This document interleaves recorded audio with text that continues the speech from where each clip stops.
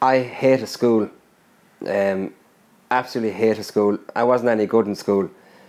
I'm really switched on, but not good in school. My dad had cancer for 8 years. I'm talking 1983, 84. He had cancer for 8 years and he died. And that year, I went a bit AWOL and I hated school. So I begged my mum, can I stay at home? She said, you can stay at home if you get a job. So she got me into Joe Kelly's. She was a friend of Joe Kelly's and she got me in there. She dropped me off at the door. When I went into the shop, I didn't even know what it was, because back in the 80s, early 80s, the mothers used to cut hair. No young lad would see inside a barber shop. Joe Kelly gave me a job folding towels and stuff like that.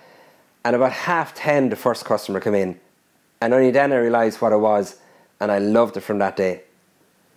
But it was tough going, because when I served my time, you'd sweep the floor and you'd run for them, and I used to go down to Newbridge and bring up his shopping.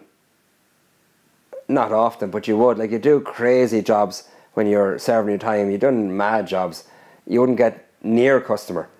Back then the smoking was in, so my main job was cleaning ashtrays.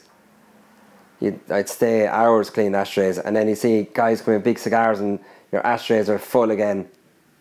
So mostly I was folding towels, cleaning ashtrays, but anything was better than school. Joe Kelly often got sick of me. He paid me £7 a week, and he got sick of looking at me, and he'd run me home. Sack me, actually. And I was more terrified to tell my mother I was sacked, because I'd have to go back to school. So I just turned up the next day, and he got used to me turning back up, and I stayed. So he realised I was staying, and he gave me an apprenticeship. Because when I started in Joe Kelly's, this is how professional he was. I started seeing him as a dad, because my dad had passed away, and I grew very attached to him, and I think he knew that. So he kind of took me under his wing, because I was completely lost, because my mother wasn't well, and she suffered from depression after my dad died, and we had nothing. We lived in cornflakes for a long time. We had nothing, absolutely nothing. So he now realised how poor we were.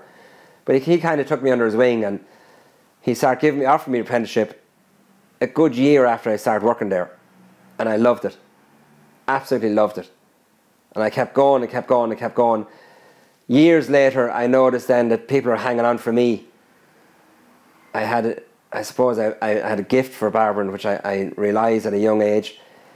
And I stayed at Joe Kelly for a couple more years after he trained me, out of respect for him, because I wouldn't leave straight away because he put so much time into me.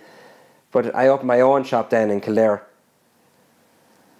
I was renting that for 5 years, and the landlord came to me out of the blue and he said, I can't rent it to you any longer, because if I leave you any longer for 5 years, you'll be able to get a 100-year lease, something like that. It's kind of a squatter's rights.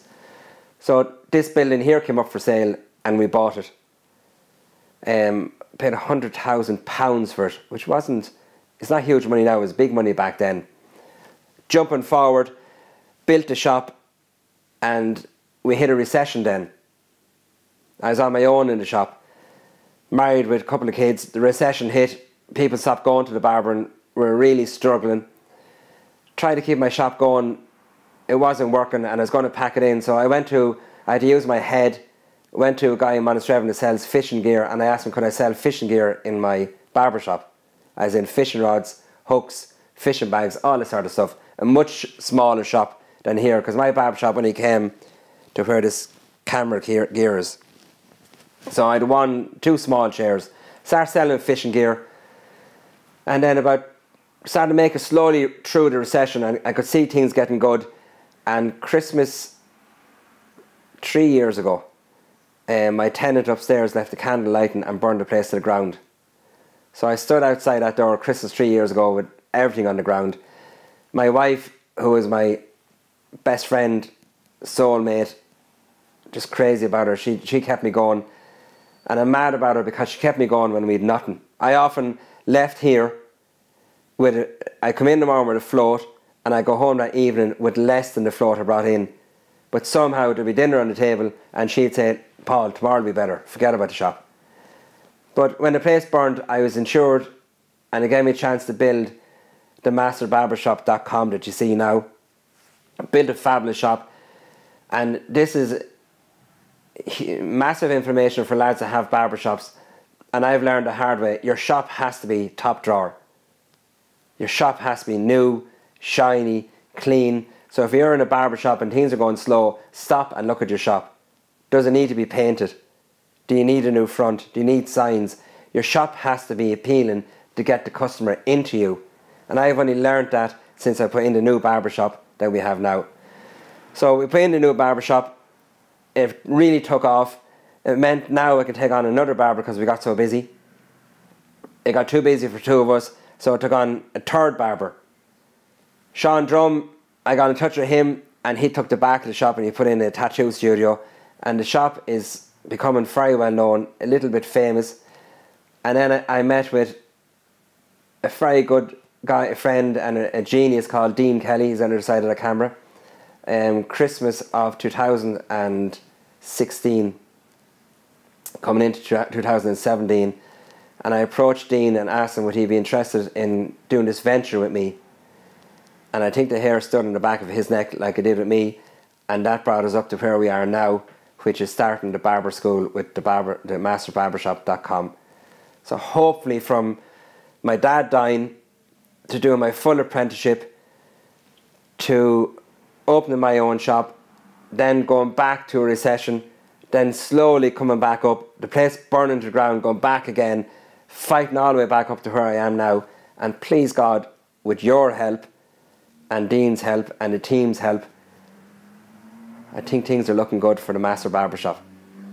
If you were asking me seriously what do I hope in 10 years, I hope I love barbering as much as I do now, because I live for barbering. But I live for barbering that's done properly. I don't live for barbers, I live for barbering. You can't call yourself a barber unless you're fully qualified, independent, and you can cut any hair that walks in that door. Until then, and I don't care who I piss off, lads, you are an apprentice. Till you do your 4-year course, till you can walk anyone, and not the skin fade, not a short back and sides, till you can do a flat top with no clippers, just your machine, till you get a farmer that walks in that door that's just after pulling his head out of a bull's arse and he's full of shit, till you can cut his hair and have him going out like he's going to a wedding. You're not a barber till you can do that. I don't care who I piss off. My compliments to the guys who do your 4-year apprenticeship that are actual barbers. But hopefully with the barbershop.com, I will bring you up to that level where you'll be proud to call yourself a barber. My tools, I'm going to offend people now because I'm going to show you what my tools mean to me.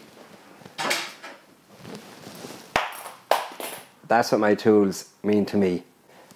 They're your tools. And in there, that's your tool. Scissors mean jack shit. That's your tools. Your scissors, you can cut with a scissors from a tenner to €1,000. It's not worth a shit if it's not in the proper hands. And they're my tools, not the instruments. So if you're to ask me what are my tools, it's in there and they're there. The rest of it is jack shit. So from the Master Barbershop, thanks for listening. And to all our followers, once again, thanks a million. See you again, lads. Thank you. Check us out. We're on Instagram. We're going to be on YouTube. And our website is themasterbarbershop.com. Get in touch. Let us know your thoughts. Thanks very much. From themasterbarbershop.com, Paul McGann. See you again.